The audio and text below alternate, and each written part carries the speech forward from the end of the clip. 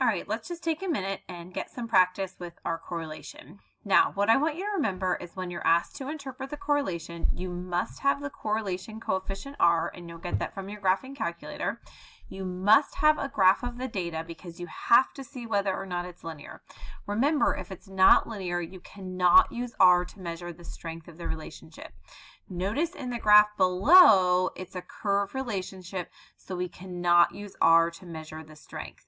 So we can state that there is a strong curved relationship between the two data points, but we can't say what the R value is to state how strong we believe the relationship actually is. So just be aware of that. You must plot it in order to check to see whether or not it's linear so that we can actually interpret R.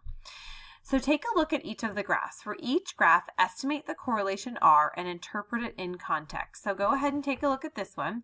This one is discussing the boats registered in Florida, this is in thousands, and the manatees killed by the boats. So I want you to estimate the correlation and interpret it in context.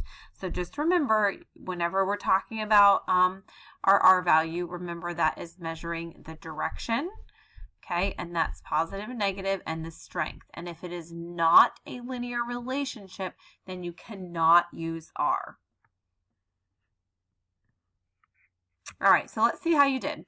So I estimated R to be about 0.9. Why did I do that? The data points are all very tightly packed together, minus these few over here. So I'm going to say it's actually pretty linear, so it's a strong relationship.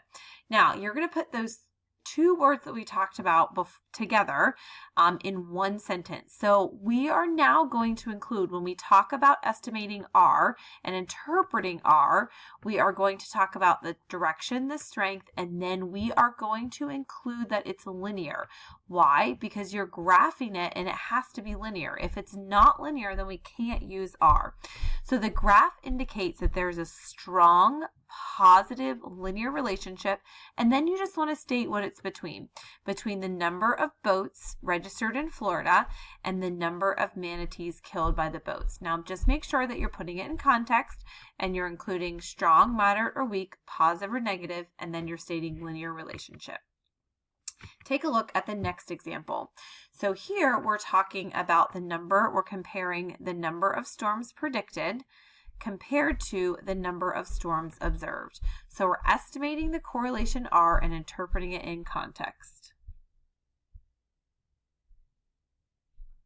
All right, let's see how you did on this one. For this one, I estimated R to be about 0.5. It kind of looks like it's going in a linear pattern, but they're not very tightly packed about the data. So I'm going to estimate it to be sort of a moderate relationship. So now let's interpret it in context. So we're saying that there is a moderate positive as storms predicted increases, the storms observed also increases. Linear relationship. Now I had to graph it in order to make sure it was linear. Between what two things? The number of named storms predicted and the actual number of named storms. So just make sure that you're including context at the end.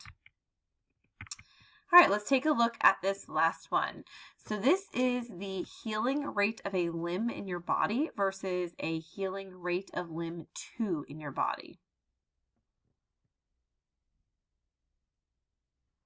Okay, so for this one, I estimated R to be about 0.3, and the reason for that is the dots are kind of all over the place, and we kind of have these dots over here that are not, they're kind of pulling your data further away from the rest of it. So maybe if those data points were removed, my data would be a little bit closer to 1, maybe like 0.5, but those are really going to pull that line away from where the rest of the data is.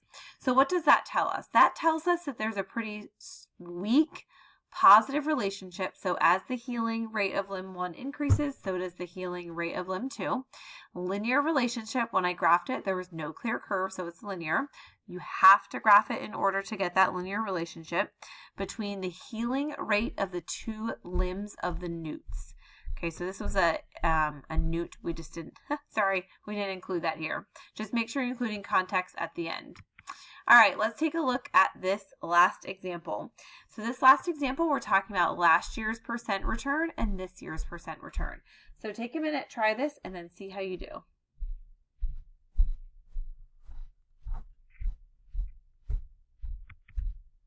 All right, so in this one, I estimated R to be about negative 0.1. Negative 0.1, number one, if we're looking, this is actually looks like it's decreasing, although this is kind of hard to tell. 0.1 is a pretty weak relationship, so that's almost close to zero. So that's basically telling us there is a weak, definite weak, negative, linear, it's definitely linear, it's not curved, relationship between last year's stock percent return and this year's stock percent return. All right, so go ahead, take a minute, check out the summary of this section, and then go ahead. If you have any questions, let me know and move on to section 10.2.